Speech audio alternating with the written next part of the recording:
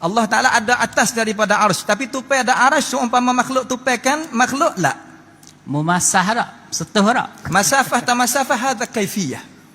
Ini kaifiyah. Apabila kaifiyah, serah pada Allah Azza wa Jalla, la tus'al. Lepas tu Allah Ta'ala kata, wa huwa ma'akum aina ma kuntum tu. Wa huwa ma'akum aina ma kuntum, wallahu bima ta'maluna basir.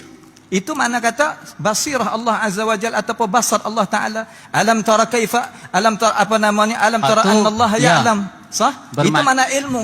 Wa huwa ma'akum aina ma kuntum ni duduk di tengah. Doktor mengaji masalah siyaqil kalam, as-sibaq was-siyaq wal lihaq. Tak apalah hak tu. Nah, berarti hak tu je takwil dah. Dah laysa bi ta'wil. Hadhihi hiya al-ma'na al-ayah. Ini adalah makna bagi ayat. Takwil dah. Wa huwa tu klik kepada siapa? Wa huwa. Kepada Allah Azza wa Jal. Akan tetapi ayat ni duduk di tengah. Bagaimana kita nak memfahamkan akan makna kalaulah kita tak tengok as-sibaq wal lihaq? Bagaimana? Takwil dah wa huwa tu berarti masalan Dr. Natista. Masalan seorang Zahid ni jalan kaki air. Doktor pahalah hana. Kalau kita tengok wa huwa okey.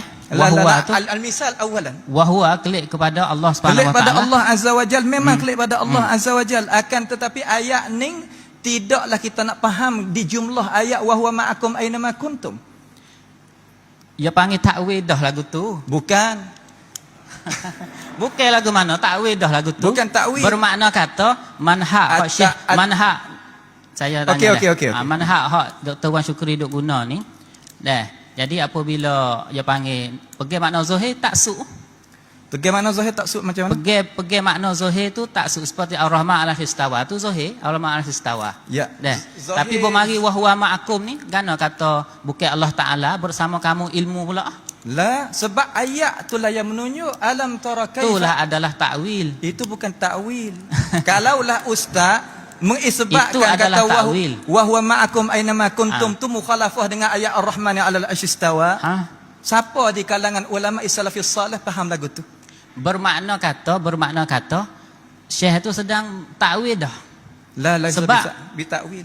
Sebab huwa tu klik kepada Allah nak kata ilmu hu ya no, nak kata ilmu dia gimana? Itulah di belakang di depan dia, sebab itulah Al-Auza'i kata iqra awal ayah. Itu Imam Al-Auza'i, Imam As-Salaf kata iqra awal ayah, baca awal ayat. Apa maksud di sini?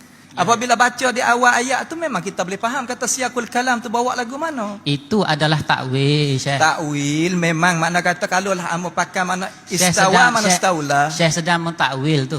La laysa bitakwil. Tak, huwa Allah Taala gana guna kata ilmu, gana tak guna huwa Allah Taala. Wa huwa ma'akum aina ma kuntum, bahaya alif belakang.